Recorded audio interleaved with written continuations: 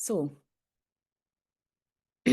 as we usually do at the start of class, I try and start with a little bit of meditation. Last week we did all the introductions again, or just reminding each other who we are. We have a few new students. So this week we're going to go back to doing about 15 minutes of meditation.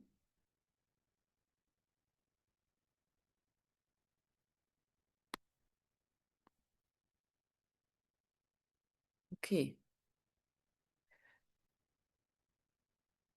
So let's just take a couple of minutes to settle in. As I say, I like to do meditation more at the beginning of the class. So as you know, earlier in the evening, ideally we're a bit fresher than at the end of the class, So we try and settle the mind more a little bit at the beginning of the class.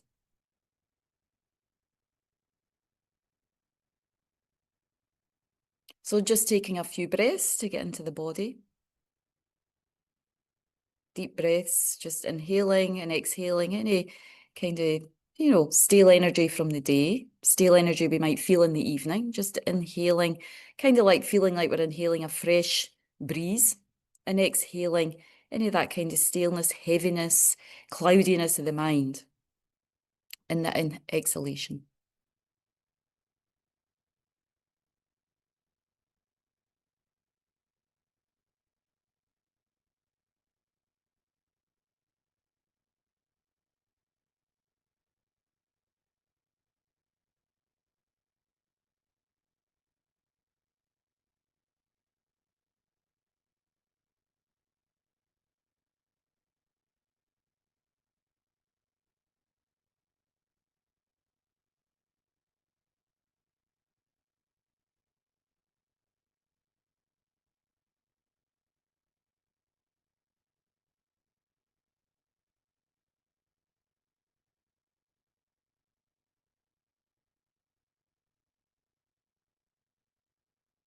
And then a couple of minutes just settling the mind if you can, either at, a certain point, just a few minutes of stabilization meditation, settling the sort of awareness either at the tip of the nostrils, being with the breath, as we feel the sensation of the breath going in and out the tip of the nostrils, or being with the breath, being with the breath at the level of the abdomen, watching the rising and falling of the abdomen. So just gently placing our awareness at one of those points. And, you can also use the counting method, counting each inhalation and exhalation from 1 up to 10 and going back again. So we hold the awareness on one of those points with that counting method and with just being with the process of the breath.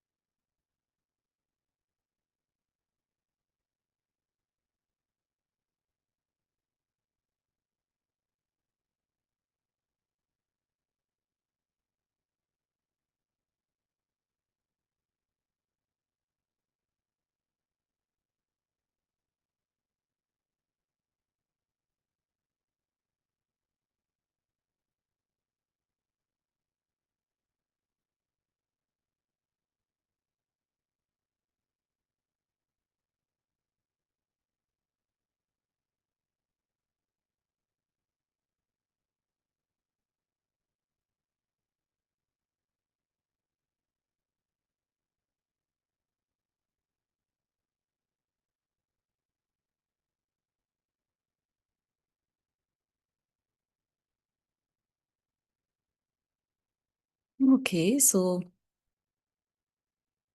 just in that space, doing a little bit of contemplative meditation, just around reminding ourselves of what we discussed last week, why we need a spiritual teacher. So for many of us, that might feel quite clear, that we need a teacher, and we might be eager, perhaps over eager to find one.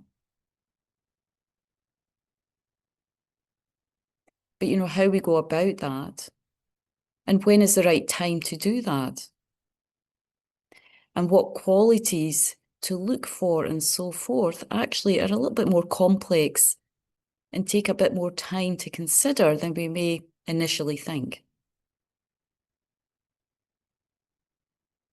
Of course, throughout our lives, again, as we discussed in last week, we've had many teachers, mentors, guides who have supported us in our general development for our life, and also perhaps already to some extent our spiritual development. And of course, if we're spiritually tend to be an open person, for sure, ordinary events in our life, interactions with others, serve as opportunities to learn and grow, to practice qualities such as patience and kindness, perseverance. So on that level, our whole life is a learning experience, and many beings serve as our kind of teachers or guides in that level, if we have that kind of spiritual openness and curiosity.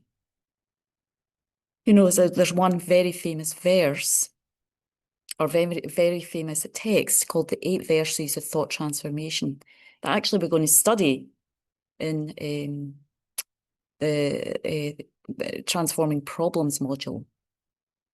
And that verse says, when as someone whom I have benefited, and whom I have great hopes, gives me terrible harm. So in someone who I've benefited, but back they give me some terrible harm, I should regard that person as my guru or virtuous friend. Because that person is allowing us to practice patience, to reduce our selfish mind.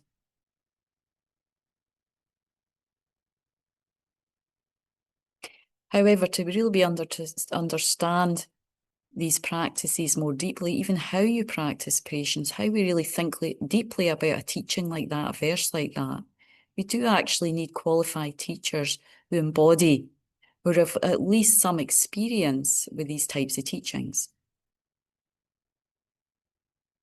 And especially when we talk about a teacher in the level more like a guru, the definition of what we're going to go through tonight, what's a guru?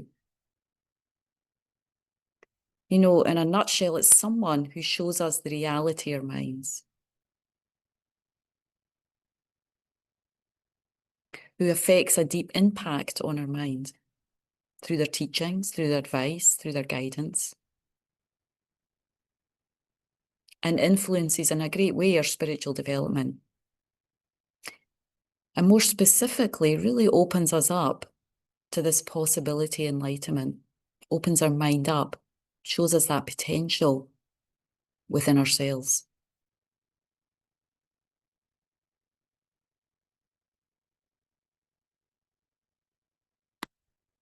So to find that type of being, it does take some time. And this is why really this module comes later, once we understand more deeply the path.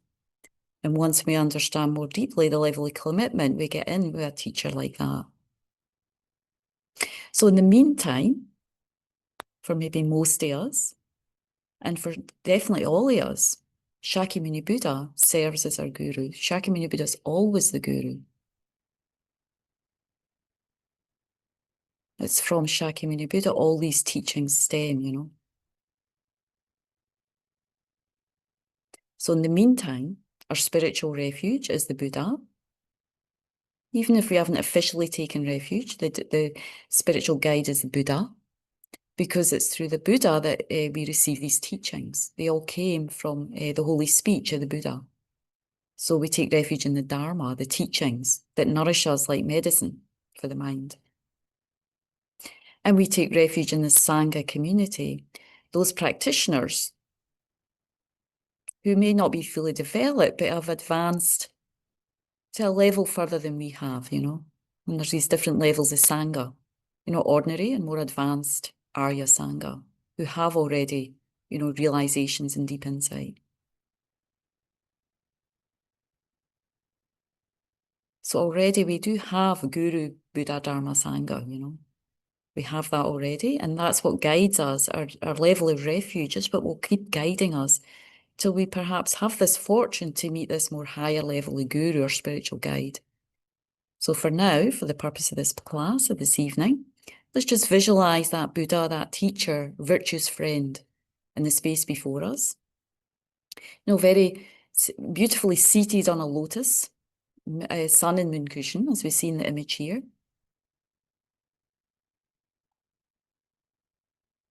And he radiates like the sun, embracing me and all beings. We imagine like a sea, all beings around us, seeking refuge, seeking the awakening of our Buddha potential through the blessings of the Buddha, through the medicine of the Dharma, and through the support of the Sangha. So we chant the refuge prayer 3 times, once in Tibetan, twice in English, and we're just going to chant some mantra as well, Shakyamuni Buddha's name mantra, and visualizing the kind of radiance of the sun-like energy, the Buddha just filling us up, just like the sun ripens,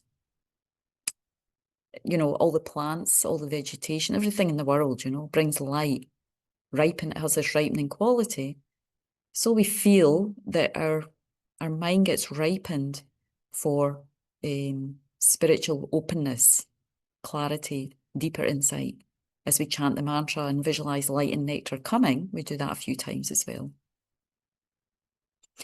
O Sangye Chodan Sogi Chognamla Janchu Bardu Dagni Kyapsuchi Dagi Chin Sogi Be Sonamge Drola Penjir Sangye Druparsho Sangye Chodan Sogi Chognamla Janchu Bardu Dagni Kyapsuchi Dagi Chin Sogi Be Sonamge Drola Penjir Sangye Druparshuk. I take refuge until I'm enlightened in the Buddha, the Dharma, and the Supreme Assembly. By my merits of generosity and so forth, may I become a Buddha to benefit transmigratory beings. Tayada mene mene maha minaye soha. Tayada mene mene maha minaye soha. Tayada mene mene maha minaye soha. Tayada mene mene maha minaye soha. Tayada mene mene maha minaye soha. Tayada mene mene maha minaye soha. Tayada mene mene maha minaye soha. Tayada mene mene maha minaye soha. Tayada mene mene maha minaye soha.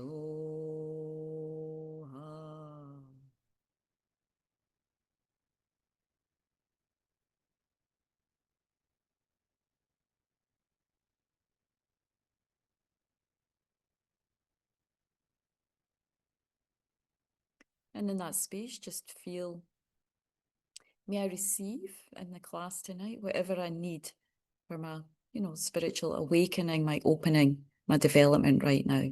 And feel that the Buddha, comes to the crown of your head, dissolves into a small ball of radiant light, and just blesses you with that, his luminosity, that openness. And then to be able to hear, whatever's going to inspire or move our mind this evening for our highest development.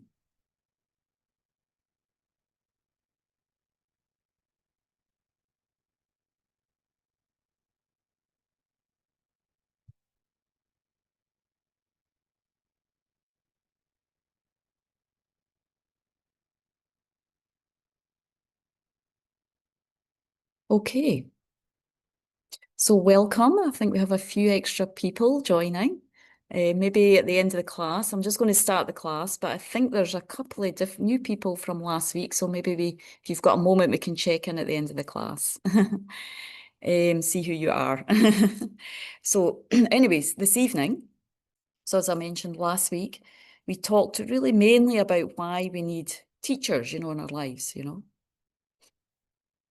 as I mentioned in the motivation this evening. So tonight, at least we're going to cover this, if not a little bit more. We'll see how we get and how many questions there are, because there will be time to ask questions at the end. So if something pops up, just write it down. Because if you're anything like me, you get to the end of the class and you're just like, I had a question there, and what is it? So so please write it down if you have a question, if it pops up, because I'm just going to usually talk for about 45 minutes to an hour, and then we can ask questions, at the end. Unless something's really burning, you can put your hand up, but if you write it down, then we can do it at the end. So yeah, do I need to take a guru now? That's the first thing we're going to look at. That's what comes up, the more we go into this module, and we think about the possibility of enlightenment, and kind of understanding a little bit more the importance of finding a good spiritual teacher. How do I approach looking for a guru? And what qualifications should I look for in a guru? Okay, so those are the three things we're going to go over. And so the first one, do I need a guru now? Right. Well, some of us, as I mentioned last week, we may be in the category that we have spiritual teachers, we have people who are sort of supporting us right now with our development. Some of us might have a guru figure right now. I think maybe one or two of you at least do have that. Some of us might be thinking of, do I need one, or maybe I'm never going to find one, So for most of us, I would say right now, in terms of a guru, what a guru is, which we're also going to cover in the third part of the session tonight, what qualifications do we look for in a guru? For right now, when we talk about the sort of level of a guru, lama figure, right now it's perfectly fine, to listen to the teachings, attend retreats without regarding that teacher as your guru. The main thing we do, as in any walks of life, if somebody educates you in any way, is to respect the teacher, as you would perhaps more like a professor sharing valuable information about the path, about your inner development, about how you go, how you traverse on the path. That's what we're doing in Discovering Buddhism, laying out the path. So later, when you know more and feel this is the spiritual tradition you wish to follow, then you could start looking for a spiritual guru. So we're going to go through what that process looks like. But just to mention right now, if that's burning for you, do I need to find a guru now? I would say for most of us, we don't need to be thinking about that right at the moment, This relationship, as we're going to discover as we go into these modules, is a very important decision when we actually connect with that level of being. So, and once you've taken that person as your guru, it does become like a lifelong commitment, So as we're going to find out as well, when we start to take more serious commitments like vows and initiations, therefore, we need to take time to really, check out that being and be sure that we're ready to take that kind of commitment. And also, for most of us, the level of spiritual teacher, guide, mentor we have, it's also very it aligns with where we are on our spiritual path. So, quite a few of us here, we're just trying to see how the path unfolds, trying to see if we develop some conviction in the path right now. Is that something, that we want to continue to follow? Is it something we want to make a commitment toward, create space in my life to develop in my mind? So right now we're still really investigating the path. So right now, for example, so the type of spiritual teachers maybe we would say that we have right now and how we regard them is more on the level of like a Buddhist professor, someone who's showing you, you're going into unfamiliar territory. You don't really even know much. We don't know much about enlightenment. We don't know how to get there. We're still trying to understand the nuts and bolts, the fundamentals of our mind, how our mind works, what Buddha potential is, what the path looks like, what is karma, these different modules and topics we're going through. So right now, really, when we think about it, mostly what we're doing is we're trying to seek information on the general outline of the path. It's almost like explaining someone's going to go on a journey, and it's like you're a guide, you could say I'm acting like a guide to show you just the basic way through the path, as if you would go on a pilgrimage somewhere. So you could look at, like, you can either regard maybe your teachers right now like a professor, someone showing you the path. So that's one level of teacher and one way of thinking about it. Another level you could regard some of your teachers right now as more like a Dharma instructor. And that's a different level of teacher. And maybe you see your different teachers you've taken teachings from more as a role model for you as well. Someone who has practiced some, who knows more than you, who's actually done some practice and can help you even sort of overcome unrealistic expectations about what the initial levels of study and practice would look like and what the results you would get from that. So you could also say, well, somebody's more like an instructor to me. I mean, these are not really, these are just terms to help you about, more from your side, how you might regard some of your initial teachers as you're just entering into the teachings and getting some headway on like what the path looks like, and a Dharma instructor, or sometimes we could call somebody like a meditation trainee, is someone who's going to like maybe ground you a little bit, because, certainly when for myself, when I met the Dharma, I think I had some unrealistic expectations, I thought, I was, it doesn't, of course I could still get enlightened in this life, but I kind of thought, after a 3-year retreat, wow, that person's going to be full of realizations, they're going to be almost enlightened, And I kind of felt that for myself. And of course, it's possible, it's definitely possible. But one example from my side was when I went to Teaching Ways Holiness. And, I think I was just a new nun. So I was a nun at that point. I did have a good layout of the path. But what we bump up against a lot is our kind of expectations about how far we're going to be after, a year or 2 or 3 years of study and practice. And definitely there's a shift and a change in your mind, there's no question. I mean, after that time already became ordained. So I had conviction in the Buddha, Dharma and Sangha, I had refuge, and I wanted to dedicate my life to that. So I'd moved that far along. But in terms of really gaining realizations and getting enlightenment, I was maybe a little bit off with that, So because I remember sitting at a Teaching Ways Holiness in Dharamsala. I spent my first 3 years in India and Nepal. That's where I became ordained. And I spent my first 3 years doing mostly retreat and attending teachings. I was very fortunate to have that time. And, I heard a teaching for His Holiness where he said, well, after 10 years of practice, if you have a bit less anger, that's very good. Just keep going. And I was like, pardon?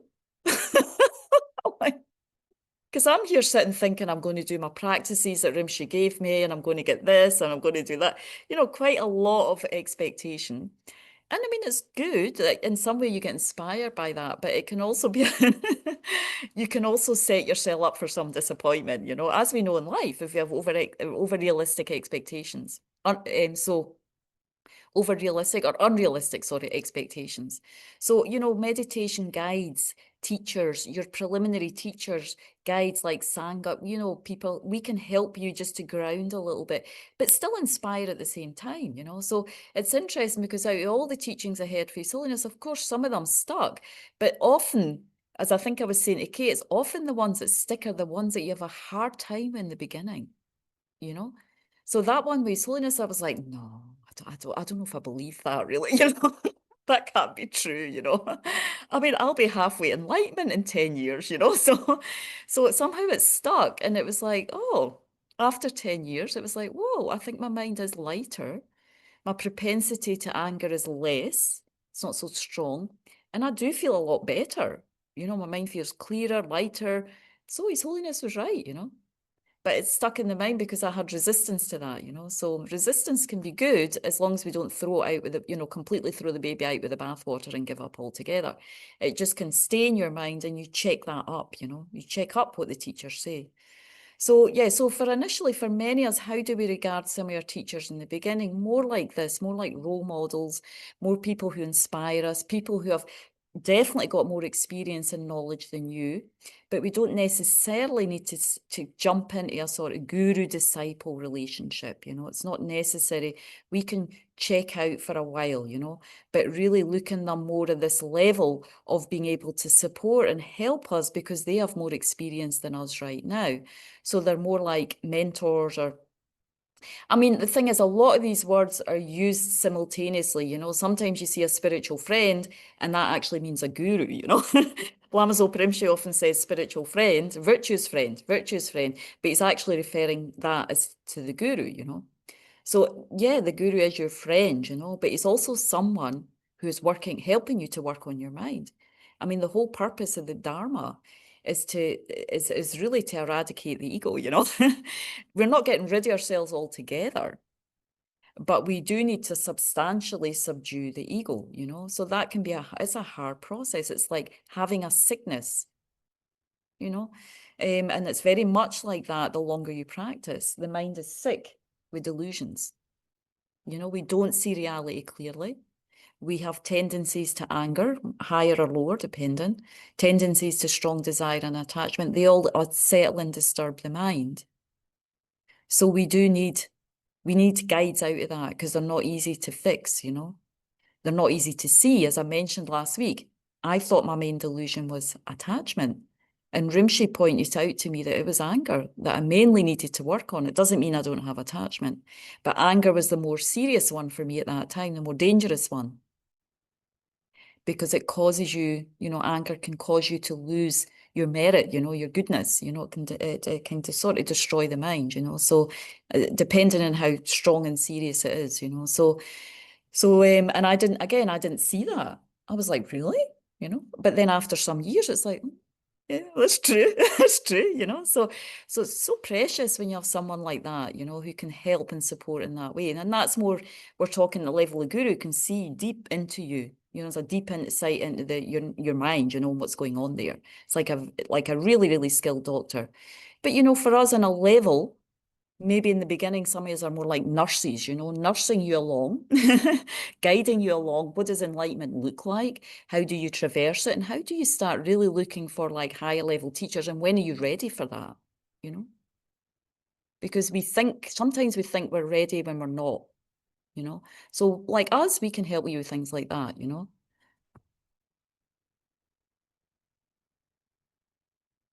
Okay, right. So next slide. Share.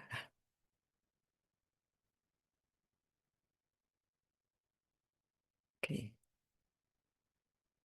next one. So this is the levels that I was just talking about now in terms of do I need a guru at the level of Buddhist professor? So we're kind of more in the, most of us here. Of course, if we've met a Lama or guru already, that's wonderful and that's amazing. So hopefully this will just help you to enrich this module as we go through, will help you to enrich and clarify and deepen that relationship. You know more and more. Because, you know, if you're anything like me, I mean, I had to listen for years on these teachings. Lama Zopa Rinpoche was so kind because that's one, Rinpoche taught extensively on this topic, guru devotion. Why? Because as we will see as we go into it, it's very important how we choose our teachers and how we relate to them once we've chosen them. And so that's why we need to take time, and we need to know where we are and when's the right time. So next, big question, so when are we ready to start thinking about becoming a disciple? So this is some ideas, First of all, recognizing our own suffering, So we have to understand a little bit, even with taking refuge, why are we you can take a refuge, we can take refuge, and some of us done that, and we always need to deepen our refuge. But if we're thinking about taking refuge, even, this is the things we think about. Understanding what is suffering and the causes of suffering, having a little bit more understanding of the Four Noble Truths, the essential fundamental teachings that are in all the Buddhist traditions, no matter whether you're Tibetan Buddhist, Thai Buddhist, Theravada and Hinayana, Mahayana, Vajrayana, it's a fundamental teaching is understanding the Four Noble Truths and recognizing how it applies to your own experience. The first two, there is suffering. What does that mean? We are suffering, that's what it means. And what way? What are the causes? How do we suffer? How do we suffer, and what are the causes of that? So a recognition, how it's operating in our own mind, how the delusions are disturbing the mind, how we want peace, and how, in the way that the Buddha explained, the Buddha laid out, how does that clear for me? Am I getting some clarity around that? I'm having some conviction, even if we don't know the depth of our own suffering. But it really rings bells, when the Buddha talks about these three main delusions, anger, attachment, and ignorance. We start to feel like, wow, that Buddha, that doctor was right, That is happening for me. That's recognizing that that's our own experience. Then generating a renunciation. Again, this is a tricky word. Renunciation. It's not an easy word, but what renunciation? So what is renunciation? Let's ask Urs. What does renunciation really mean, Urs? I'm going to pick on yours. Okay, yeah. It's basically the wish to be free from suffering, to get out of samsara. That's kind of the basics here. Yes. In a nutshell, that's it, So it means through recognizing one's own suffering, even if it's not really, really deeply, but we have enough aha moments in our meditation, in our practices, in our study, that it's like, yeah, that's right, what the Buddha said, And I do need to make concerted effort to get out of that. I do want to practice.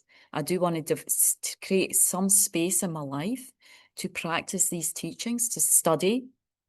What are the three key things we need to do? We need to study the teachings. We need to listen to teachings. So we need to, we need to listen to teachings. We need to reflect on them through reading, through just in our daily life. You hear some teaching, you reflect as you go around in your day, and we need to meditate on them. So these three things are how we bring it from the head. It needs to start in the head. We need to think about it. We need to use our intelligence, get clarity on the teachings. And then through reflection and meditation, we bring it into the heart. So we might not have it all in the heart, certainly not right now, but we have some wish that we want to be free. We want to work on the mind. We want to work on this stuff. Specifically, what the Buddha taught, these three main delusions, and how this our own samsara. So that's kind of that's that wish that wants to get out of that, and we're actively seeking that in some way. So this is kind of what, when we're thinking about becoming a disciple, a guru, these masters, it's like that's what they embody. So there's no point in saying, oh, I want to find a guru, it'll be great, they'll love me and they'll take care of me and I can't wait and I'm just going to be so precious to them. It doesn't really work like that. One has to come with some level of qualification already as a disciple, Otherwise there's no connect, there's a disconnect, So both of those, a little bit, some of that, we need a taste of some of these. We need some sense, even if we haven't taken refuge, ideally at the level of these higher teachers. And of course, one of our teachers often does start as the refuge preceptor. So we're going to go in, we had these other three levels of teachers, like a Dharma instructor, professor, meditation trainee. But the level of taking refuge, that's the kind of first level of teacher we start to move into, who we have to begin that guru-disciple relationship with, is when we take refuge. That person becomes your teacher through that ceremony, through that process, because you take vows with that being. So, but right now, we have to have some conviction in the three jewels, the Buddha, Dharma, and Sangha, that they are the main source, the inspiration for us, the main source for us to study and practice with. We've tried and tested other traditions, spiritual traditions. Yes, maybe not. Myself, not really so much. I just had, it depends on one's imprints, one's karma for past life. So I was quite fortunate to meet the Dharma in my 20s, and quite quickly. I mean, I went to India. I went to, I think, Osho's place in Pune, and I was like, nah. I went to Rishikesh, which is very Hindu place with lots of yoga, and not that I'm saying there's faults with their side, it just didn't resonate for me. So I tried a couple of places, and it was very quickly, it was a sort of disconnect for me. And but so yeah, meeting the Dharma through Rinpoche centers, FPMT centers, not that everything just seeped in right away. I had to do some work, but these were the places that were starting to feel like my spiritual home. So like that, you start to feel like the Buddha, Dharma, Sangha. This is your spiritual home. Some awakening of that starts to happen in your heart, in your being, and some of us experienced that already. And then knowledge, we have a little bit knowledge of what to practice before we meet these gurus. We have some understanding of the path, the Lam Rim, how it's laid out. Maybe a little bit understanding of Tantra, because in this tradition of Tibetan Buddhism, we practice Sutra and Tantra together. So where does Tantra fit in with the practice of Sutra? And, like that, we have some general understanding of that and some wish to practice that, to meditate on these things. And also practice and what to avoid, So this is also talking about, we already have some inclinations towards karma. We already feel some conviction. I mean, to get a deep conviction in karma is actually not easy. I mean, these days karma's sort of thrown about as cause and effect and do. But, when we started we did the class on karma, you can see it's quite complex, But here we're talking about mainly, we have a conviction that it's really good not to harm others. It's really good to practice non-harming, where body, speech, and mind as much as possible, and to avoid the opposite, if negativities that come out through the three doors of body, speech, and mind, to try and avoid them. We're already trying to practice that. And as here, also the beginnings of bodhicitta. So again, we haven't done the bodhicitta module yet. Some of you have studied, some have done some teachings on bodhicitta. But so, we will get into that. So this is again why, especially at the level of meeting a Mahayana guru, which we're going to talk about the qualities of a Mahayana guru tonight. We want to, before we take a guru like that, well, we have to understand what bodhicitta is, because that's what they embody. That's what they teach us, how to develop bodhicitta. That's what they offer us, bodhisattva vows.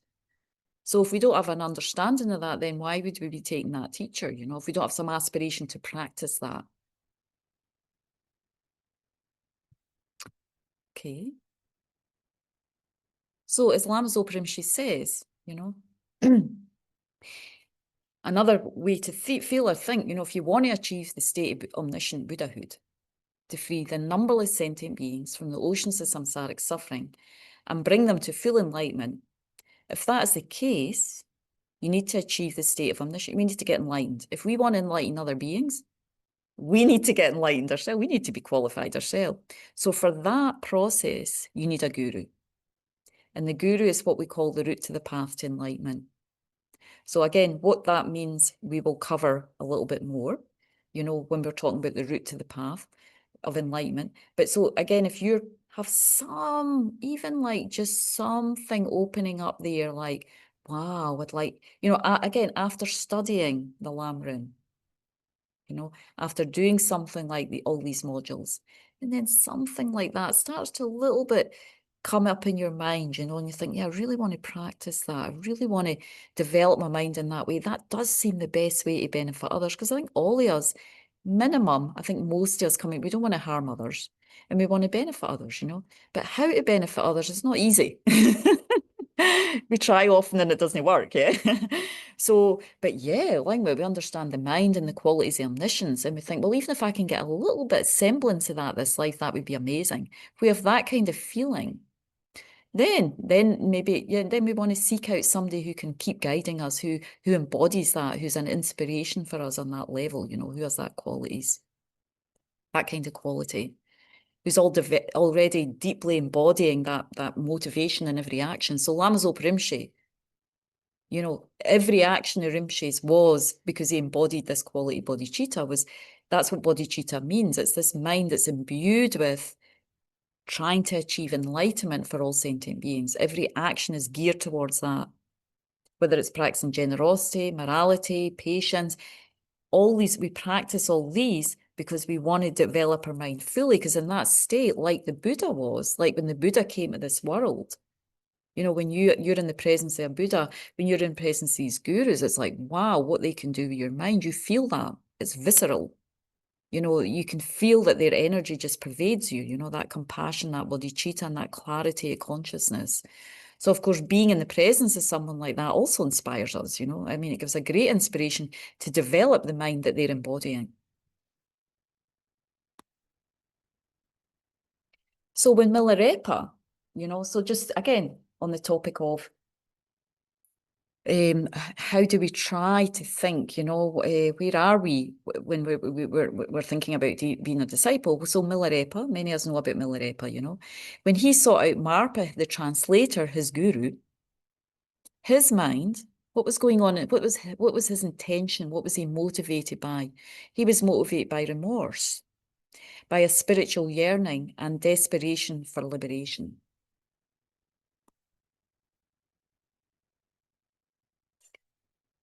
So as I say, many of us, we know some aspects of Milarepa's story. He was a Tibetan Buddhist saint, one of the most famous ones, most inspiring one. And especially the story around how he met his guru, it was so how he met his guru, how he devoted to his guru. So in a nutshell, if we don't know who Milarepa was, maybe after you can Google or AI or whatever like that if you want to know more, because it's very, very inspiring. Myself personally, when I go into retreat, I usually end up with Milarepa biography by my bedside, because, Milarepa retreats can sometimes be a bit tough. So you read Milarepa and it's like, well, my retreat's easy compared to what he did when he was serving his guru, So Milarepa, and earlier in his life, he committed some grave actions. He actually killed around about 30 people. He went to study black magic. His mother kind of forced him to go and study black magic to take revenge on relatives who had wronged him, who stole all the money. When Milarepa's father passed, the relatives stole all the money and left his family destitute. And the mother developed huge anger and resentment and forced Milarepa when he was maybe he was in his late teens or 20s, I'm not sure of the age, but forced him to go and practice black magic to take revenge on the relatives. And he was successful at that, and it resulted in the death of many people, when he performed this black magic, and he created a storm in the village where the relatives were, and all the houses fell down, and I think up to 30 people and some animals died due to that. And of course, later, he developed a great regret for that. He felt incredible remorse, as we were saying.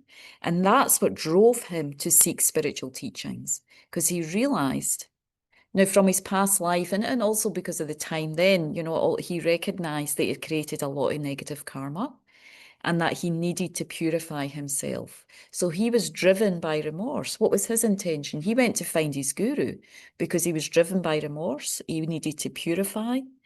And he also decided that actually he needed to achieve liberation. He developed this determination for liberation. That's how he knew he had to lead his life.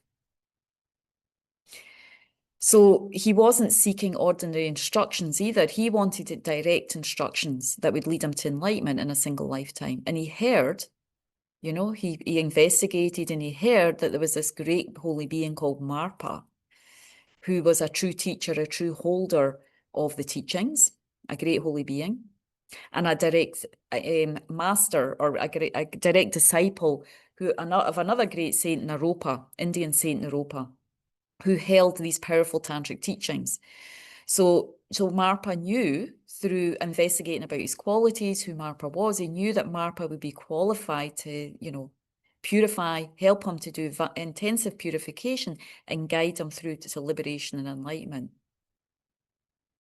And the other thing that Milarepa had, which really made him, as I said in the beginning, made him it's not that so many holy beings in this tradition have achieved enlightenment, but what he really went through was he had this incredible ability to go through hardship, incredible trials, that Marpa put him through to purify that heavy karma. I mean, killing, something like 30 people in this life, it's very heavy karma to purify. So Marpa put him through incredible trials, including building and dismantling these 9-story concrete towers, not concrete stone, stone towers, because Milarepa lived around the 11th century.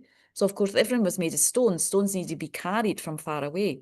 And he was given that task on his own by Marpa, and he built it, I think, 3 times. The first time he built it, Marpa told him to tear it down. The second time he built it, because someone helped him move a few stones, Marpa told him to take it down again.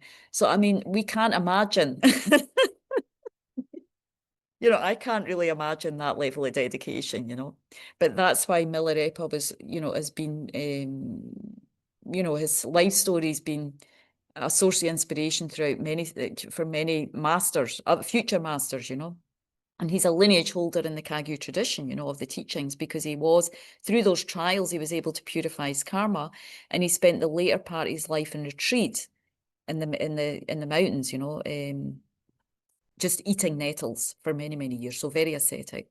So, so we see, and we can't be there, but, he sought out a teacher because he was very clear, from his side, what he needed to purify. He had remorse, he wanted to purify, and he, and he was also seeking liberation. He knew that was possible, but he knew he needed a very, very strong teacher to do that. So that can be, reading these biographies, it's very, very, you can really inspire as well to sort of even generate even a little bit semblance of those minds. So just to conclude with the first part of the class, do I need to look for a guru now? For most of us, we're still probably in the category of seeing us, our teachers as mentors, as guides, professors, and we're more like a trainee. And we need to get a good outline of the path first, and then using the teachers that we have right now to do that, to answer, get advice, and ideally inspire us to the next level of the class, and even maybe help us to get started with a daily practice, or can keep going with a daily practice, So that's probably where we are right now. But and also as a disciple, it's like, well, we can sort of check up. Where am I in terms of looking at myself as a disciple right now? Or maybe I'm more in the level of being more in the student level right now, which is great, Wherever we are, it's fine. It's just checking out, where we are right now. So next slide. Oh, where are we? Share, yep. Share.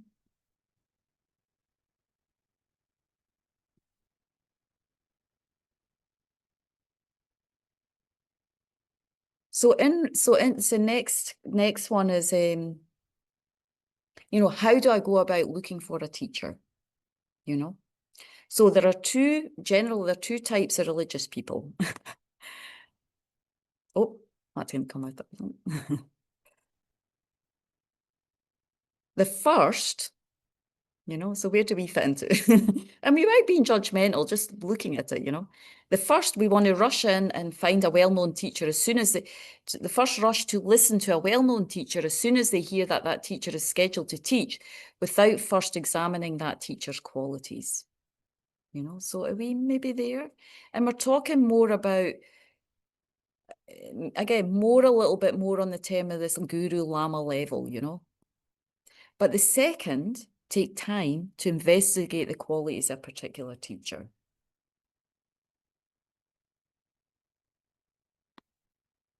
So in Tibetan, so in terms of looking at the first type, you know, when they rush in, so His Holiness uses this expression, when looking, trying to look for a spiritual teacher, don't act like a dog finding a piece of meat.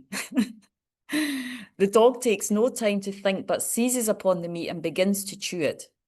You should observe the person first, not just choosing someone with a big title and wide influence. Such factors do not necessarily make someone a good Dharma teacher. So for a second. So yeah, I mean, there is a tendency to do that, you know. Sometimes we have to be careful not to just look at someone because they have some charisma, you know. So not just looking at the teacher, but what they're teaching. Do they practice what they teach? You know, checking some of these things out first is really important.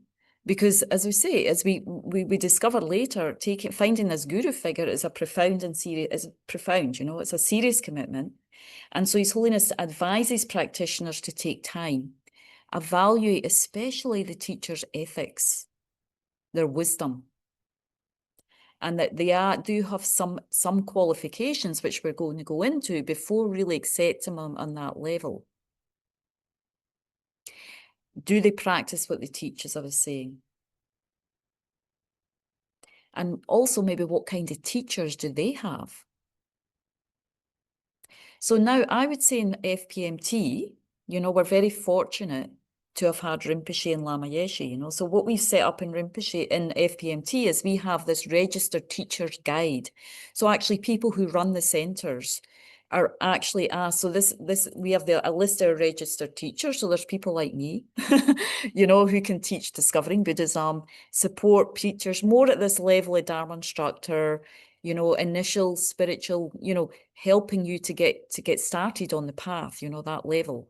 And then we have a list of teachers who are more on this Lama Guru level, you know. And we have teachers of geshes, we have listed geshes, you know, who have much more extensive study. So we have different levels of teachers on this list. So when you come into our centres, in some level, most of the centres, I would say, you know, 90%, there might be a few who are not observing the names on the list properly, but I would say most of them, due to Rinpoche's guidance, we only have certain teachers that come that teach in the centres because they need to be registered for, at my level, they need to be recognised. I've done some study level in practice and be able to teach. And at the level of Geshe or Lama or Guru, they've been checked by Rinpoche, you know, before, you know, so they've been advised by Lama Zopa Rinpoche before. And even now, since Rinpoche's passing away, we have a committee who check out different levels of teachers. So fortunately for you, you know, on that level, hopefully when you come to the centres, you won't come up against teachers who are acting untowardly, maybe are not practicing what they preach, are not really as knowledgeable as they say, aren't really grounded in ethics, you know. Ideally, most of our teachers fulfill at least some of these minimum commitments. And then in terms of taking vows and initiations, again, we have select lamas that do that. But still, from your side, it's good to check out, you know, how you can, as much as you can. So for example, you know, Lama Atisha. Lama Atisha, I've mentioned him in previous classes. He was a significant Buddhist teacher and scholar from Bengal region of ancient India. You know, it's very, very important in this tradition of Buddhism, in the Gelug tradition, you know. He started the Kadampa lineage teachings. So really based on pure moral conduct, practitioners who practice pure renunciation, very pure practitioners. Like we would say, Lama Zopa Rinpoche was many of Rinpoche's peers say, you know, praise Rinpoche for being what we call a pure Kadampa practitioner, someone who really, really takes to heart all the teachings of the Buddha, you know, all the different aspects, and practice very kind of sincerely, and has a great sort of renunciation, sort of real non-attachment to this life, has really developed that quality, as well as embodying the qualities of bodhicitta and all the types of wisdom, realizing the special wisdoms we need to get to realize emptiness. So Lama Tisha himself was widely recognized for his crucial role in the establishment and revitalization of Buddhism in Tibet. So there was a time in Tibet when the Dharma degenerated. And so Lama Tisha was invited to Tibet and he re-established the Dharma at that time so it could flourish, again, for another 1,000 years, it flourished after that.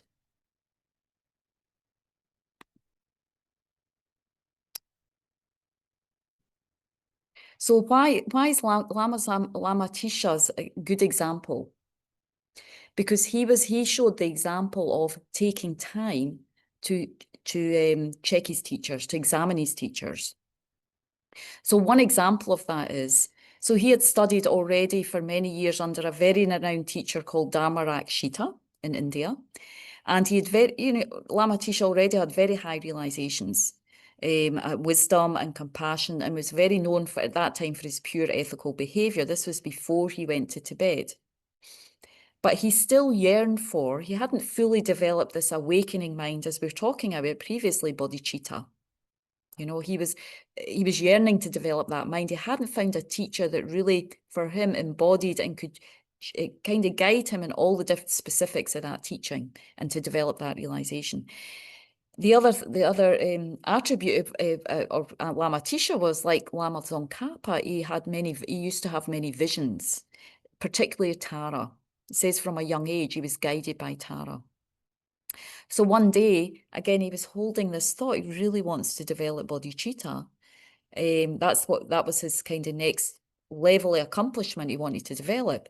And when he was circumambulating the stupa in Bodh where the Buddha got enlightened, Tara appeared in the space before us, two images of Tara, and they were sort of debating with each other and asking, well, what's the most important practice to achieve enlightenment?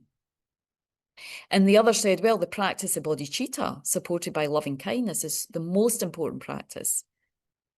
So, so that was really, actually, at that point, is when Lama Tisha really realized that was what he needed to develop on his on the next level, So after having that vision and other visions for Tara, I think including statues speaking to him, he realized, okay, this is the next level he has to develop on his spiritual path. And so he checked around and discovered there was this great yogi practitioner in Indonesia who was a master of bodhicitta. He had developed the really vast and profound realizations of bodhicitta. So Lama Tisha decided that he was going to go there. Now, in that time, to go to Indonesia was no easy feat, So it took him 13 months on a really difficult boat journey, crossing very, kind of turbulent seas and waters. And you can imagine that wouldn't have been an easy voyage by any means, but he decided, he was determined, that he was going to do that. And the thing is as well, it wasn't only that before he went, he really checked out and examined what would be the best teacher, then developed that motivation to go there, undertook that journey. But it's what Lama Zopa Rinpoche said when he explained the story of Atisha. Even when Atisha got there, when he got off the boat after so many months, you'd think he'd just be going there and running to the feet of the guru. No, he spent some time on the island also checking the students, asking them about the qualities before he kind of, really jumped into that relationship, undertook that relationship with that teacher. So it's interesting, you can see these masters have from their side, they have a yearning to attain these qualities. And it's almost like that much more a yearning, that much more you want that much more careful you're going to be about what teacher you're going to take, because you want to make sure that teacher embodies all those qualities, isn't it? They have what you want, where you want to go. So I think it's kind of like almost the opposite, Sometimes we kind of want it and we think this teacher's great and I'll just take them, and we can jump in like that dog eating meat, But for these masters who've thought about it a long time, understand the benefits of bodhicitta, have a yearning for that, they take time, they check out this teacher because they don't want to waste time, as well. Our time's limited in this world, we don't know when death's going to happen, so but still they take this important time to check out their teachers.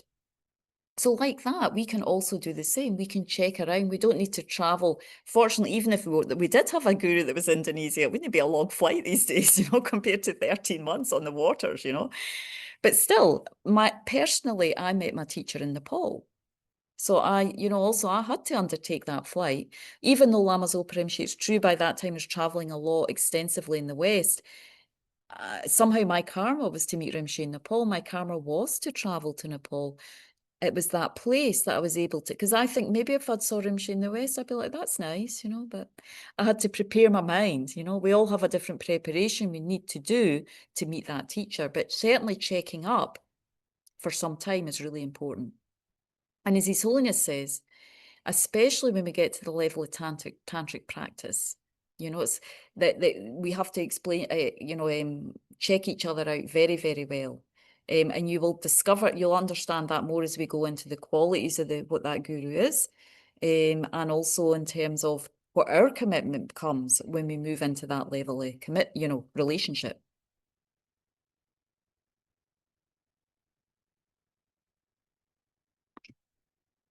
So any questions with that? Just before I go into the next part, maybe I could answer one question if we have One question?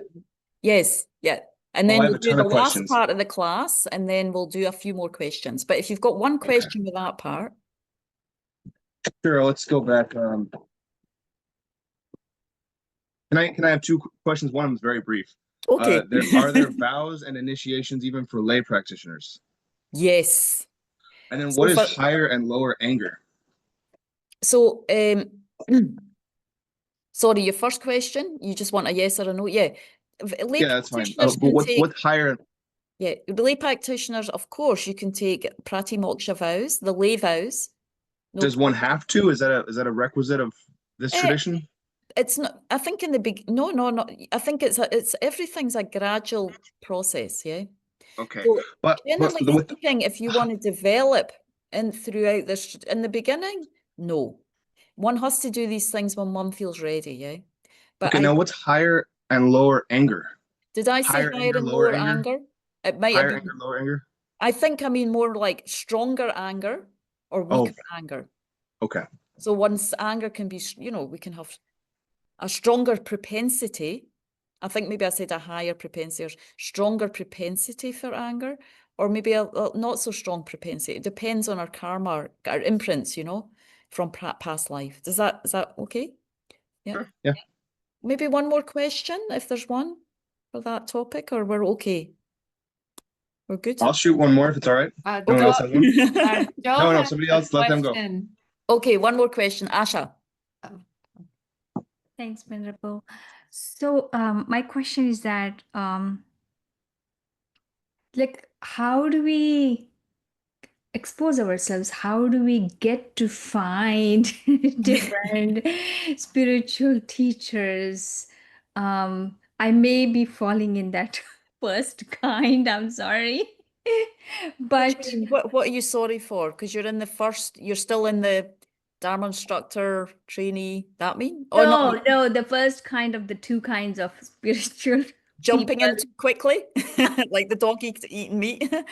No, I mean, it's always, Yes. the thing is, it's always good to have an aspiration to meet these types of teachers for sure, But again, Right, but then because I feel like so my question is like, how do I go about and try to find different teachers, learn about them, learn about their practices, and like see the connections before, because even for taking for refuge, right, it's good to know the teacher and that you have the connection, so on and so forth. But how can we do that, like, because I mean we are taking certain classes, so on and so forth, there are limitations, right? I mean we can't go and meet all the teachers and then pick one. That's not possible. well, first of all, it's good to think about why, why are you looking for a type of teacher? That's why I was going over this just now. Why was Atisha looking for his Serlingpa? Because he wanted to develop bodhicitta. Yeah, he was very clear, So if you start to think about, well, I really want to take refuge, because I've got a good idea of the path. and I do want to dedicate some time to this. I do, or, you know, I want to take lay vows. I really want to practice that in my life. So then you think, okay, so now I'm going to look, you know, so first of all, why? That's what I'm emphasizing. Why are you? And then when we go, now we're going to go into what qualifications are you looking for in a teacher? Now we have many teachers in our FPNT who can offer refuge.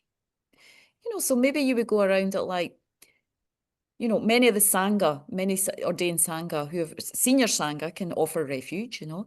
So again, if you feel a commitment with a senior Sangha who's from their side qualified to give refuge, then you can ask that person if you feel a good connection with them. If you feel, again, when we go further into this module, you can start to see them in a certain way, in a certain light, you know, if you're capable of doing that. So I think it's always good to say, you know, I'm not like, I want a guru, do. I'm not saying you're like that, but there is a sense of that, you know, I want a guru, I want this special person because they've got it and do. But it's like, okay, why do I want a guru? What am I looking for them for? You know, is it refuge? Oh, now I want to take bodhisattva. I've heard about the teachings on bodhicitta. I think that's amazing. And I've got a good understanding of that. So I'm going to, and so somehow when that mind happens, I think the guru will, you know, that there's opportunities for the guru to present themselves, you know. So one example for me was, just to share my own story, I don't think I shared this last week. Is this helping, Asha?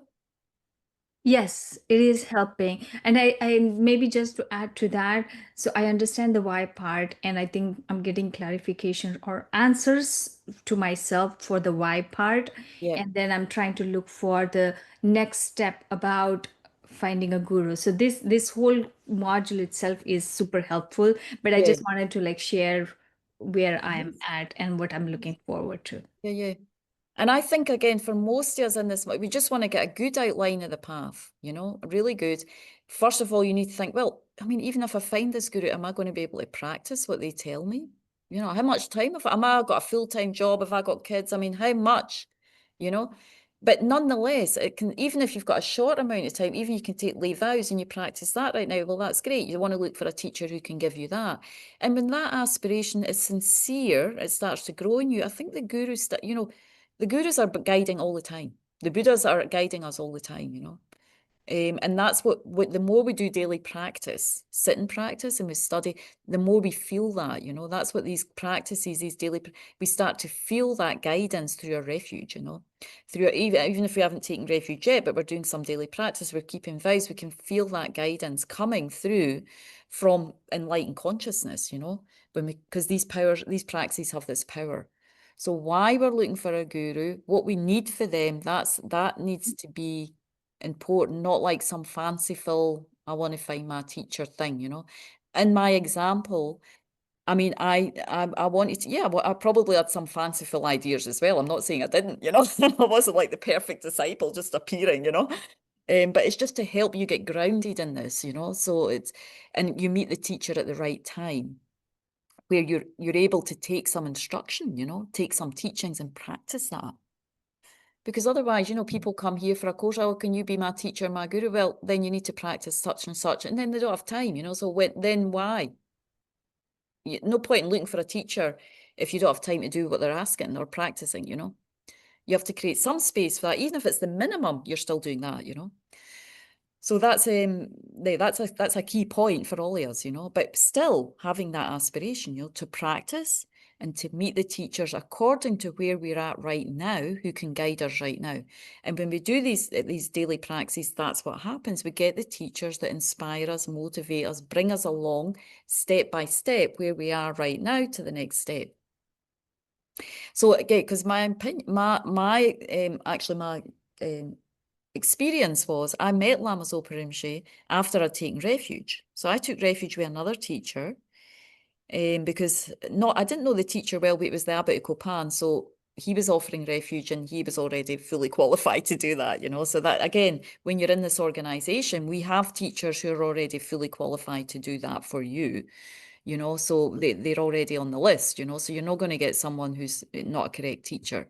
I took refuge because I wanted to take refuge. It was clear for me at that time. And then I realized I knew that I had to practice and purifying. I was young and I had the time. So that teacher immediately gave me like a bunch of practice. I was like, whoa, I didn't expect that much, but you know, 100,000 prostrations. So, but then I kind of felt like I don't think he's my main teacher, you know. So then I had this wish, you know, I'd studied some biographies. I mean, I was doing, you know, my life was dedicated at that point to practice, you know. So I was studying biographies. I heard about Lama Zopa, and I met Lama Zopa, but I thought, I don't know if Lama Zopa's my guru. I met him one time, but I thought, well, that was nice, you know. But I didn't feel like, whoa, you know, he's the one, you know. I didn't get that wow moment, you know. But I thought, well, you know, I need to go and purify. I kind of knew myself that I needed to do purification. And interestingly enough, I heard from my Tibetan astrology that my deity for Tibetan astrology is a Vajrasattva, which is purification. So that makes sense. So I was right, I was on the right lines. So, you know, I went away and I did quite a lot of purification because, again, I was in a fortunate position. I was young. I didn't have any other responsibilities, so I could do that, you know. And I was in India and Nepal, and that's what people were doing. So you're inspired by other people doing that as well. So after, you know, 100,000 prostrations, 100,000 Vajrasattva, the next time I met Lama Zopa Rinpoche, just before I met him, I knew he was my teacher because I had some heart experience. Before I met Rinpoche, I had something in my meditation, something that, because I'd been doing a lot of prayers. You know, I want to meet, I'm purifying. I want to, I know that Lama Lundrup is my refuge preceptor, but I think there's someone else who's my guru, you know. And so I actually did a lot of prayers, a lot of purification, specifically because I wanted to meet Lama Zopa Rinpoche. And I did want to become ordained. I did understand some principle of renunciation, and I had the basic understanding of the path. And it was like, I want to practice this. You know, so then the karma ripened through my purification, through making prayers, through my merit from past life, to not just see Rinpoche, but actually realize he was going to be one of my main teachers. You know, so that didn't happen to me just by, turning up at a Dharma centre and, bam, he's my root. No, I had to put quite a lot of effort, you know. That was my karma. Everybody's karma is different. But for most of us, we need to put some effort, you know. We have to put effort into that. We need to make prayers. We need to make dedications. We need to think why. We need to think when we meet him, what would I be wanting to receive? You know, what was my first question to Rinpoche when I got an appointment? Give me my practices, you know. And I got 300,000 water bowls. So, you know, like that. Now, we might not all get that amount of practice when we meet a teacher, but like that, one has to be in the, you know, from our side, we need to be ripened, and then the guru appears. But as I say, I met Rinpoche the first time and I was like, oh, that's nice, but not really, not clear, you know, at that time. So now we've discussed how to approach looking for a guru. So we're just going to go into and try and finish off with this part. What are the qualifications we are going to look for in a teacher? Again, since a guru is someone, ideally, it is going to be a lifelong commitment, whether we take refuge vows, bodhisattva vows, take initiations at that level. We're entering into something, these things we take for life when we take them. So we need to be careful who we choose. So what are we looking for here? So bring up the, okay, so we've done that one. Next one, as His Holiness says, there are great detailed explanations about the qualifications that are necessary for such teachers. And I think the reading that you got, the small booklet from Lama Zopa Rinpoche, that already mentions some of the qualifications that are necessary for these higher levels of teachers. And the main thing we want to do, why we're checking out, is because you don't want to be misled and choose the wrong person, you know, who will mislead you, who's coming from the wrong motivation. Right, so before we do that, just a little bit more about what do we mean by guru? this also already touches on like the qualities of the guru that we're looking for.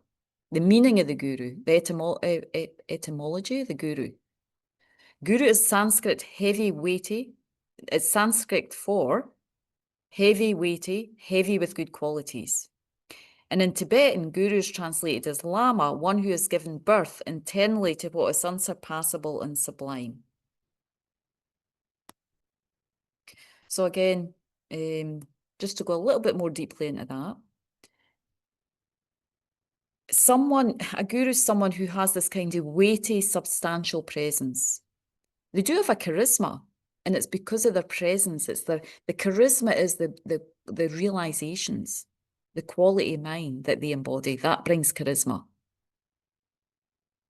And there are several ways to analyze this term guru again. Gu comes from guna, which means good qualities. Ru comes from ruchi, which means collection, right? So in terms of Sanskrit, it's like, it means someone who's a vast collection, a heavy collection of good qualities.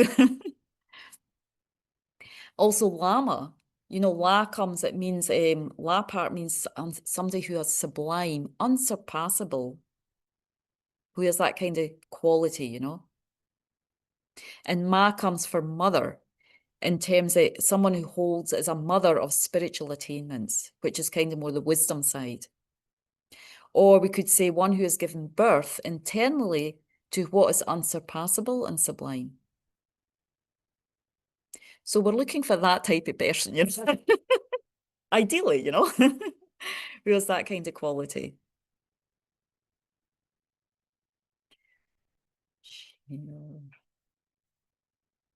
Right.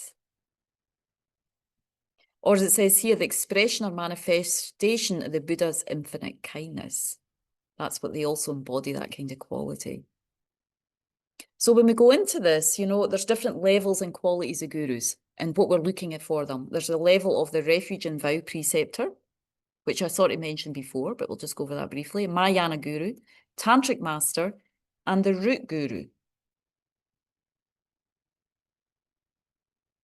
So for the refuge preceptor, so again, this is kind of the, you know, that was one of my, I would say that was my first guru who I took refuge with, you know. It's an important fundamental part of the path, you know. We need to do that first, you know, as we enter into the path, we take refuge. So this can also include someone who gives you refuge and also someone, so hopefully this will answer for you a little bit, Gabriel, someone who gives you vows. So lay people, of course, lay people, we need to take refuge if we're going to become dedicate our lives to the Buddhist practice, you know. So we take refuge for that. So that person is someone we would call kind of Mahayana elder. So that can be an elder of the Sangha, you know, an abbot of a monastery. It can also just be, you know, someone who's kind of more senior in terms of the ordained Sangha, you know, and who also has permission to grant refuge and also give lay vows. They've practiced themselves purely. They're keeping their vows, ordination vows purely. They're pratimoksha, they're called, vows purely. And out of their discipline, pure discipline, they're able to grant you refuge as well as lay vows, you know, no killing, no stealing, no lying, no sexual misconduct, and no alcohol, no intoxicants. And there's all slight variations to that as well, but generally speaking, those are the 5 lay vows that you can take as a lay practitioner, and they are the basis of the rest of your practice, really. So the second subcat, so that's the first level of what we would call getting into a guru-disciple relationship. You would be the disciple taking refuge, and they would be your refuge preceptor, your guru. Second level is a Mahayana master. So they should certainly have all the qualifications that the refuge preceptor has, but they're going to have other qualifications, like a list of 10 qualifications on top of that I'm just going to show briefly here. And again, you'll find these in the handout by Lama Zopa Rinpoche, that short one, the more abbreviated one. Oh. So there's 10 qualifications here. Subdued, pacified, highly pacified, has greater knowledge, has perseverance, is learned in scripture, has realized emptiness, is skillful in teaching, has a compassionate nature, and has abandoned discouragement. So that's how Lama Zopa Rinpoche explains them. And you find these in all the traditional texts, you know, maybe they're explained slightly different, but you get the essence of these kind of 10 qualities, what we're hopefully looking for, ideally looking for in a Mahayana master. So subdued means someone who is practicing morality. Again, that would be like your refuge preceptor who practices morality really, really well, very purely, you know, and also protects themselves from negative karma, understands and practices karma according to how the Buddha taught, you know, very purely. Even if you take for a lay teacher, you know, if you decide to take vows for a lay teacher, then they should be living in the Pratimoksha vows and be tamed or subdued, their body, speech, and mind, but should, you know, they should be practicing pure morality. Then the next quality is higher training and concentration. So that means practicing calm, you know, ideally, you know, having what we call calm abiding, this realization of shamatha. So some of these qualities, because we haven't finished the module, you won't know what some of these are, you know. So don't worry too much. I just want you to get the sense that you're not looking for just anybody here. You know, I mean, these are heavy as it says, these are heavy qualities, you know. So I think if you just read through them in the booklet, that should be fine for now. But you know, you get the idea, higher training and wisdom. Of course, we want a teacher who has greater knowledge than us, and ideally someone who has a vast knowledge of the scriptures. Someone who has perseverance. I mean, Lama Zopa Rinpoche, oh my gosh, I mean, not sleeping. You can't get more perseverance than that. Not lying down, not sleeping, day and night, working for others, practicing, meditating. I mean, of course, we can, maybe in I don't know how many lifetimes I might be able to do that, you know. But, you know, so someone who has perseverance, great perseverance, someone who's patient with the students, you know, you want a teacher who's patient with you, no matter how thick-skulled you are, how thick, how many times they need to tell you the same thing. Nobody responds well to anger, and especially we don't want to have that in the exemplary teacher, you know. Someone, and so again, patience and compassion, you know, and they also you can see that they're not there's no laziness there, you know, they've abandoned laziness. And also the teacher doesn't get upset or discouraged when teaching Dharma to students. Now, Lama Zopa Rinpoche, I don't know how many times I heard Rinpoche say the same thing over the years. Same style of teaching, same practice, showing people the same. It was like every time Rinpoche said it was like Rinpoche was saying it for the first time from his side. You know, us, if we have to repeat ourselves, and, you know, even as a mother, you have to tell them, I don't know how many times to do this and that, you know, you get a bit fed up, you know. I mean, I can see myself, I get lazy sometimes when people come to the centre and you have to tell them the same thing again and again. And, you know, that can happen. It's not discouraged, but there's a laziness with that. Or a kind of, or, you know, I have to tell the student this same thing again. But from the side of that guru, they don't get discouraged. They don't get fed up. They don't get lazy. Even if you don't do what they what the practices they give, from their side, there's no discouragement. And again, that was very clear with Lama Zopa Rinpoche. I mean, you know, Lama Zopa Rinpoche, and I was fortunate to have time at Rinpoche's house. And it's not just that, oh, from far away, maybe you get an initiation, they're on the throne, but then they go away and, you know, they're doing something else you don't know, you know. But, you know, I lived with Rinpoche. And it was like, the more I was around Rinpoche, the more you saw the qualities. It's like, the more you saw like, oh, wow, Rinpoche really is like this. It's not just written on the page here. It's not just somebody else saying this. It's like, wow, Rinpoche was like that, you know. So it was quite mind-blowing. So, you know, and of course, a Mahayana guru, if you have developed aspiration, will give you bodhisattva vows. You know, they're able to do that because they embody bodhicitta, or at least great compassion themselves. You know, they have some of these qualities. So that's kind of, you know, some of the ideas when we're thinking about a guru, looking at a guru, we want to look for some of these qualities. So because we're running out of time, Tantric Master is someone, just roughly speaking, who embodies these qualities, plus has a whole other number of qualities in being able to actually, you know, offer initiations. Not just ringing the bell and chanting a few nice things, but, you know, actually embodies the qualities of a tantric master, someone who is able to, when you get a tantric initiation, you know, it's a transmission, it's a transference of energy taking place between you and the mind of the teacher and your mind, you know. It's an initiation, it's an empower you to do a specific thing. So that teacher needs to embody that to be able to empower you. So we're not just talking about these like doing a puja and ringing bells, and we're talking about somebody who has a whole other level of quality, who's able to, who has embodied tantric realization. So again, when we go into the tantra module at the end, we'll get some idea of what do we mean by deity practice, tantric practice. But it's someone who's qualified to give these kind of empowerments, which are quite complex, you know. And then the other one we mentioned was the root guru. So the root guru becomes the one, will become probably one of these other gurus for you, you know, someone who has given you an initiation, someone who's given you bodhisattva vows. Maybe the person who gives you refuge ends up becoming your root guru. And that one is the one who benefits your mind the most. And that one can take a while. So of course, I had the experience in meeting him. I knew he was going to be one of my main gurus, but becoming your root guru can take time, because it's a being that influences your path the most, who you have the most trust and faith in, who knows you the most. That relationship can take some time to develop. So even though you meet that person, it might take some years to recognize they're the root guru, they're the root, the most important nourishment for my spiritual path. They have been these so many years.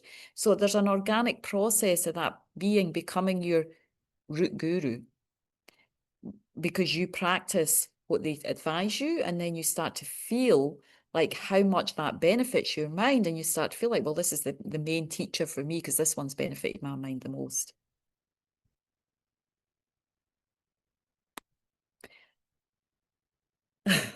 Any questions, comments? We've got a few minutes. Dana. Oh yeah, so I think thank you, Venerable. I understand some of the characteristics, but I wonder, how do you know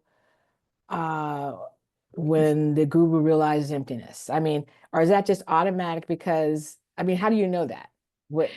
Well, you don't, you know, I mean, at our level, there's no way to know that, you know, but you can, this is how you check out, you examine by asking other students. You know, first of all, as well, I mean, the guru from their side will never say that they've realized emptiness. They're not going to say that, you know, they're not going to say they have bodhicitta. It's true. So you can't go up to them and say, excuse me, but if you realize, I mean, and actually, if a guru did say that, they're probably not your guru. They're probably not a guru, you know. You know, proclaiming your realizations is not on the list of what you're supposed to, actual a real guru does, you know. They won't proclaim their realizations. So you don't know, but the thing is, there's a process of being in the, you know, so that's why you have to check out, you have to examine, you have to go, you know, you can go to you don't have to take them as a guru right away. You can go to their teachings and check out their morality, how they conduct themselves, how are the other students, you know, look and observe, you know. So you don't have to say, okay, and then you can just attend teachings first. And then if you start to see, wow, this being has some qualities, then you might start to think, well, maybe at some point I want to take refuge with this being. I want to take bodhisattva vows. So check them out. As I said, the other benefit is we do have these lamas on our list, you know, for FPMT who have these qualities. You know, Rinpoche's checked them out for us, or we have a committee who's checked them out. But still, you need to make that connection yourself as well. So this is the process of checking out, attending teachings, and not just jumping in and going, oh, wow, this lama's given an initiation. I think I'll do that. You know, no, go to some teachings first. Check them out, you know. Then you don't have to take them as a guru right away. That's what we're saying in the beginning. Even at that level, you can just check them out, go to the teachings, go to retreats with them for some time. Just think, I'm just an observer right now. I'm a student, but I'm not moving into this disciple relationship till I feel clear that they embody. I can see through their actions, through their students, through their teachings, through their presence, that they must embody some part of these qualities. Does that help, Dana? Yes, thank you. Question: where do we find these lists that you're talking? Well, you won't find the lists are actually. I mean, what you do is you won't. we don't have the list, they're not publicly available, but we support the students through inviting these teachers to the centres. Yeah.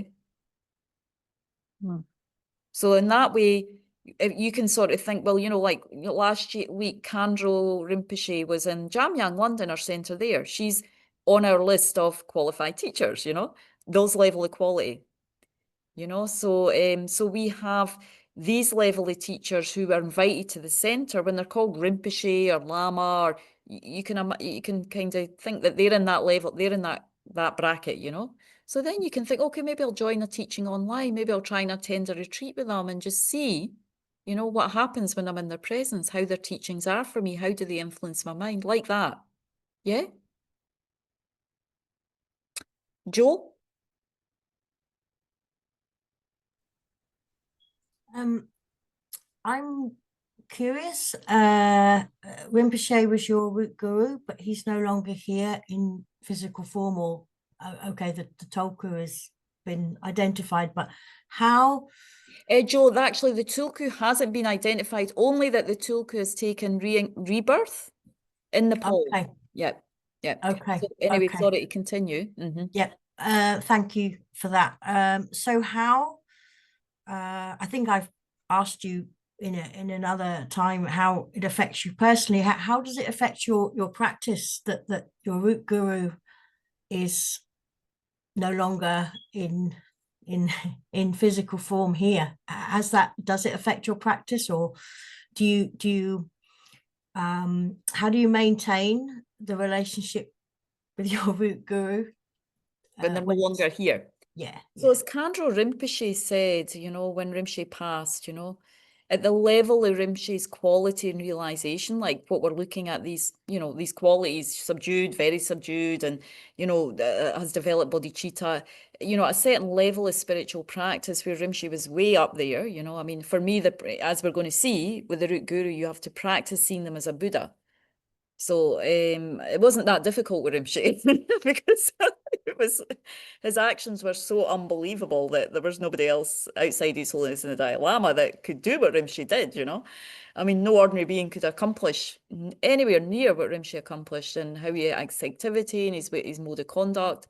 So either way, so at that level, a level of Buddha mind, or high level bodhisattva mind, as Kandro Rinpoche said, you know, this aspect passes away, you know, this aspect, this human aspect. But at the level of the consciousness, the spiritual attainment, that it's not possible for the speech and the mind to pass away. That's always present. So there's that level that Rinpoche is always with us and guiding, and many of the students feel very much like that. You know, many of Rinpoche's students feel like Rinpoche is still guiding us. Yes, it would be much nicer if we could still see Rinpoche in person.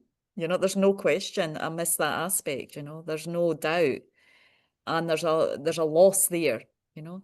So how one, even at the time of Milarepa, you know, when he was meditating in the caves, when his Marpa had passed away, he was longing for his guru, and Marpa, and yearning for his guru, and Marpa appeared to him in a lion, a snow lion or something in the sky, and says, "I'm always with you," kind of, you know.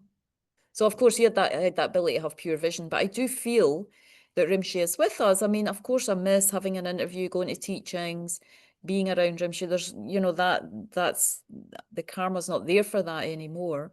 But I do feel that through our practices, and as we'll see when we move into practice like Guru Yoga, this is where you try and communicate with the guru through your meditation, through your practice.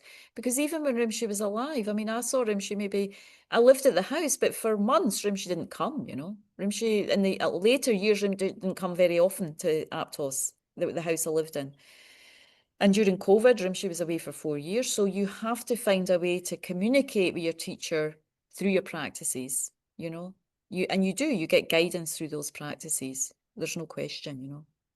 Even through refuge, you get guidance, you know, when you start to develop your refuge practice. So that's the way we have to rely on. Sometimes through dreams, people get guidance, through visions, but to keep it more grounded, I think really through your daily practice, if you developed already a strong connection with that teacher, they can keep guiding you you know, you feel like there's still a communication going on for sure, because you've done that practice for so long and received so much for that being. And we have to take faith, or we have to feel like Rinpoche passed away because he felt the students we were good enough, you know, good to go. I mean, good enough, you know, to manage on our own at this point, you know.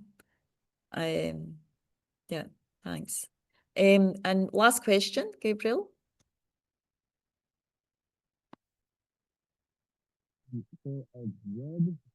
You'll need to turn up your volume a little bit distant somehow.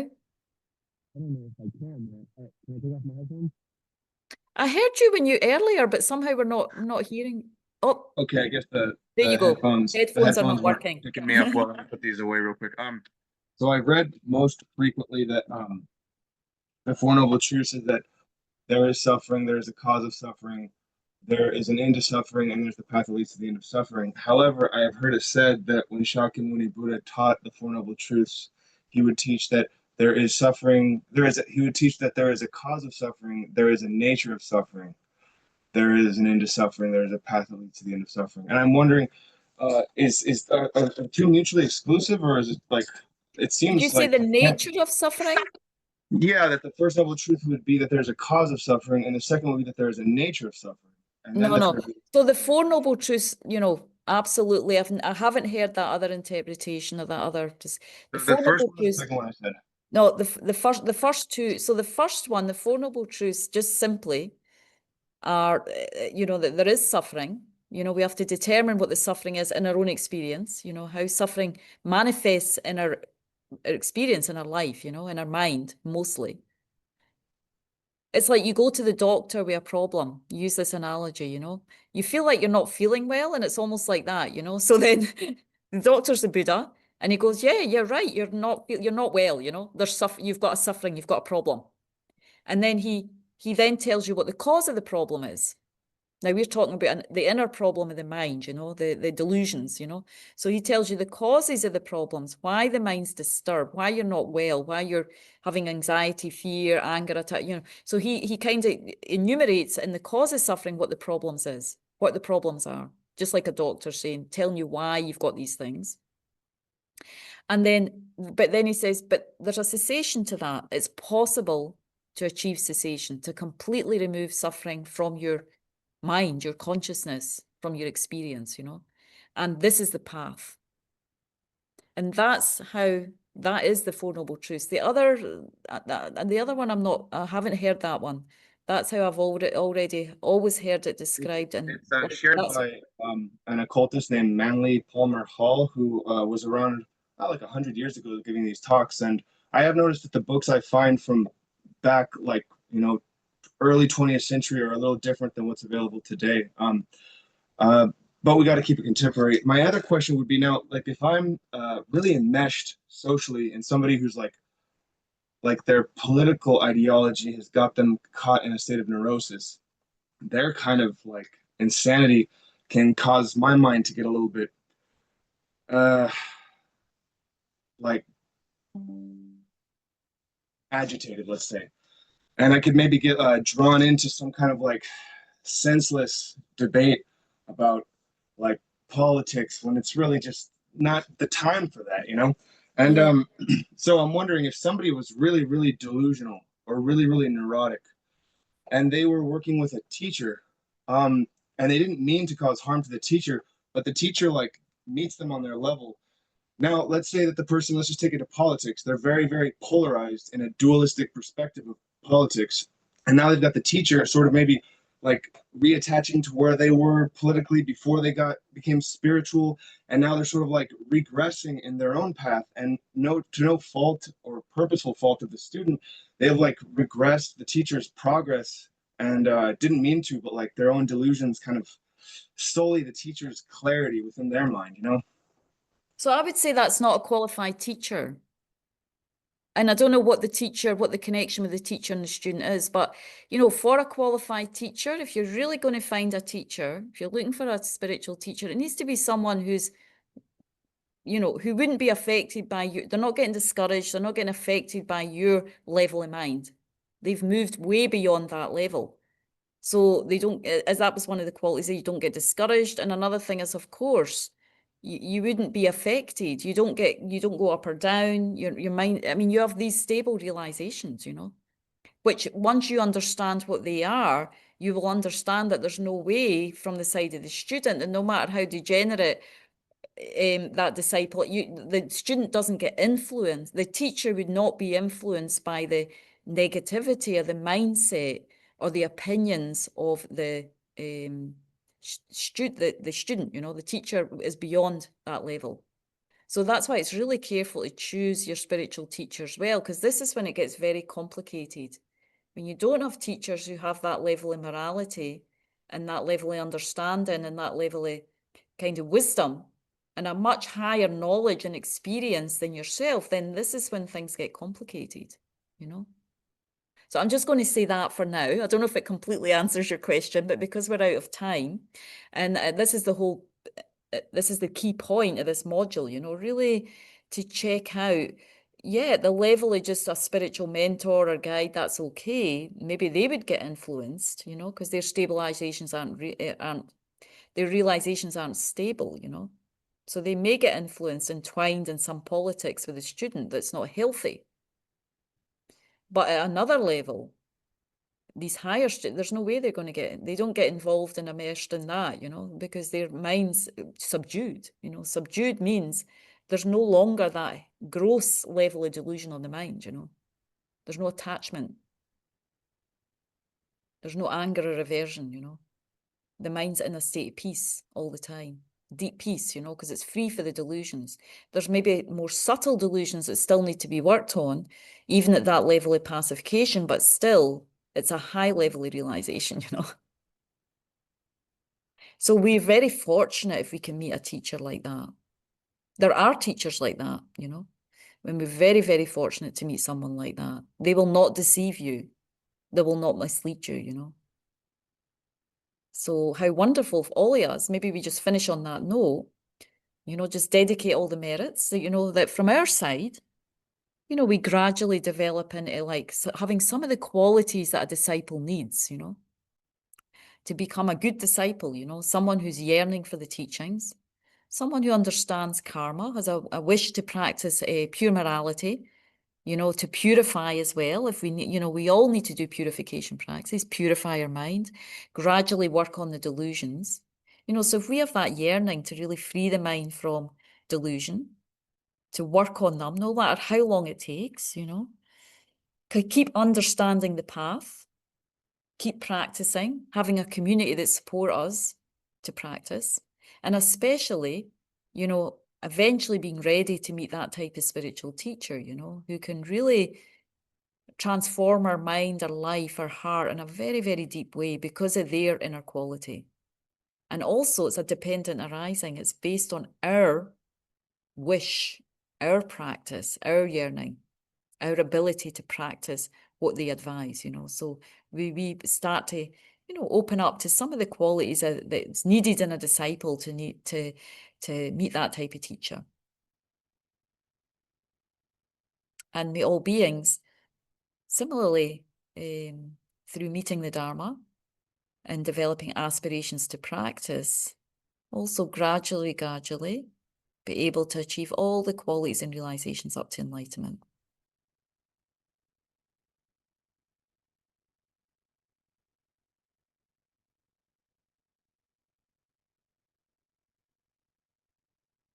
Okay, thank you so much. I'm sorry it went over a little bit.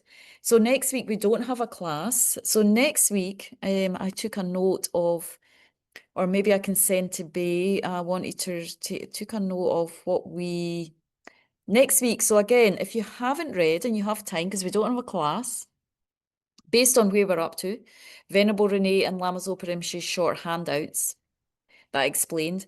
Also in the Discovering Buddhism readings, you can go further, but if you just want to go up to page 7, that's fine, because it gets quite a lot of, quite meaty and dense after that, and we haven't really covered much more beyond that. But what will be helpful to go over, if you've got time, is to read in the Lamrim yearbook, day 4 to day 32. So again, Venerable Renee and Lama Zopa Rinpoche's short handouts, because again, there's a lot in there, so just go over that. A lot of we covered tonight, but just reminding yourself of that. Then up to page 7 in the Discovering Buddhism reading. So that's just a few pages really. But more specifically, if you can, in the next 2 weeks, go from day 4 to day 32, because that's going through the advantages and disadvantages of devoting to the Guru, which we're going to cover in the next class.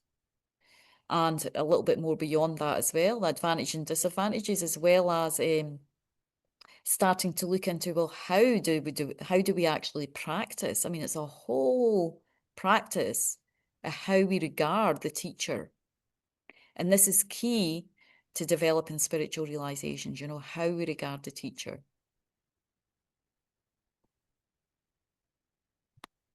Okay. See you in 2 weeks. Thank you. And of Thank course, you. if you have any questions, you're welcome to email me. Bay has my contact details if you don't have them already. Always open to questions or queries. Good night. Thank you. Thank Thanks. you, Venerable. Thank you, Bay. Thank you, us.